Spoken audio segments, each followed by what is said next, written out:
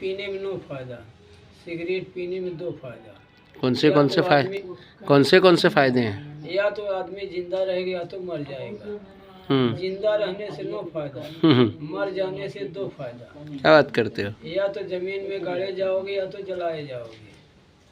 जमीन में गाड़ने से नो फायदा, जलाने से दो फायदा। या तो कोयला बनोगे या तो राख।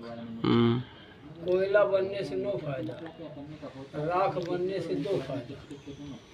या तो जमीन या तो खेत में डाले जाओगे या तो गंगा में बहा दिए जाओगे। गंगा में बहाने से नो फायदा, खेत में डालने से दो फायदा। या तो पैदा बढ़ जाएगी या तो कम हो जाएगी। कम होने से नो फायदा, बढ़ जाने से दो फायदा। या तो मर्द खाए या तो बीवी। मर्द के खाने से नो फायदा, बीवी खाने से दो फायदा। या बच्चा देगी या तो बच्ची।